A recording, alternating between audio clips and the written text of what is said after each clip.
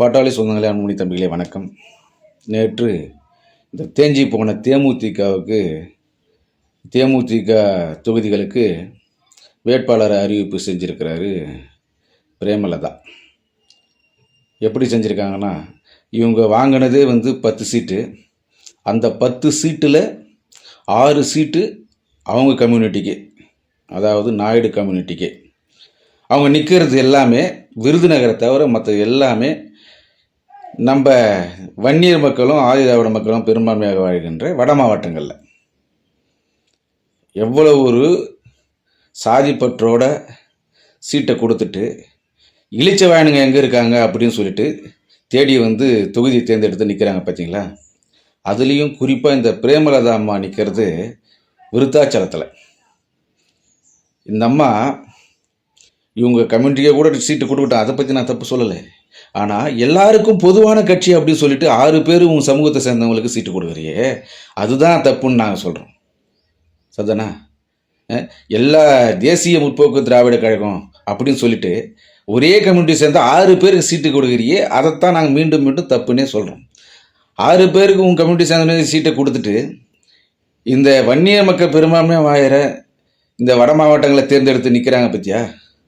எவ்வளோ பேர் நம்ம இளிச்ச வாயனாக இருந்தால் இத்தகைய செயலெல்லாம் இவங்க செய்வாங்கன்னு நம்ம மக்கள் நினச்சி பார்க்கணும். ரெண்டாவது, இந்த அம்மா ஏற்கனவே எந்த விதமான அதிகாரத்தில் இல்லாத போதே இடஒதுக்கீட்டை பற்றி கேள்வி கேட்டப்போ இந்த அம்மா சொன்ன பதில் மீடியாக்காரங்களை பார்த்து, இங்கே இருக்கிறவங்க எல்லாருமே நம்ம ஒரு சாதியை சேர்ந்தவங்களாக இருக்கிறோம், எல்லா சாதிக்கும் இடஒதுக்கீடு இந்த மாதிரி 20% கொடுத்தா தமிழ்நாடு என்ன கதியாகும் அப்படின்னு சொல்லிட்டு இந்த 10.5க்கு எதிராக பேட்டி கொடுத்தவங்க தான் இந்த பிரேமலதம்மா. ஏன்னா ஆட்சியில் இருக்கிற ஸ்டாலின் கூட இந்த பேச்சை வெளிப்படையாக பேசுனது கிடையாது, மறைமுகமாக பேசியிருக்கலாம். ஏன்னா 10.5க்கு தடை வாங்கினதே ஸ்டாலின் தான். அது மறைமுக வேலை. அவர் கம்யூனிட்டி ஆளை வச்சு வழக்கை போட்டு இதை தடுத்து வச்சுருக்காரு. மறைமுகமாக தான் பேசுகிறாரு, நேரடியாக பேசுறதுக்கு துணிச்சல் கிடையாது தமிழ்நாட்டில். ஆனால் எந்தவித பதவியிலும் இல்லாத போதே இந்த அம்மா இந்த நம்ம இடஒதுக்கீட்டுக்கு எதிர்ப்பு தெரிவித்தாங்கன்னா, இவங்கெல்லாம் பதவிக்கு வந்தால் என்ன பண்ணுவாங்கன்றத இந்த விருத்தாச்சலம் தொகுதி மக்கள் நினச்சி பார்க்கணும்.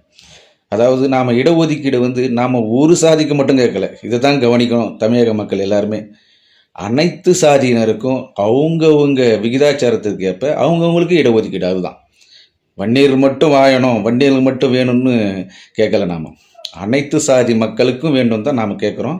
அத்தகைய இடஒதுக்கீட்டை இந்த அம்மா வேண்டாம் அப்படின்னு சொன்னவங்க நாளைக்கு எம்எல்ஏ ஆகி வந்துட்டா என்ன நடக்கும்ன்றத இந்த விருத்தாச்சலம் தொகுதி மக்கள் சிந்திச்சு பார்க்கணும். இந்த இடஒதுக்கீடு கிடைக்காம மக்கள் எவ்வளவு பாதிப்புக்குள்ளாக இருக்காங்கன்னு இப்போத்திய தலைமுறை படித்த பசங்களுக்கு தெரியும். இவங்க எல்லாம் நீங்கள் எல்லாமே சிந்திச்சு இந்த பிரேமலதா கூட்டத்துக்கு வாக்களிக்காமல் மாம்பாயம் சின்னத்துக்கு வாக்களிக்கணும்னு கேட்டுக்கொள்கிறேன். இந்த ஒரு முறை நீங்கள் இந்த பிரேமலதா கூட்டத்துக்கு பாடம் கற்றுக் கொடுத்தீங்கன்னா அடுத்த முறை கண்டிப்பாக இவங்க இந்த பக்கம் திரும்பியே பார்க்க மாட்டாங்க. சரிதானா மக்களே?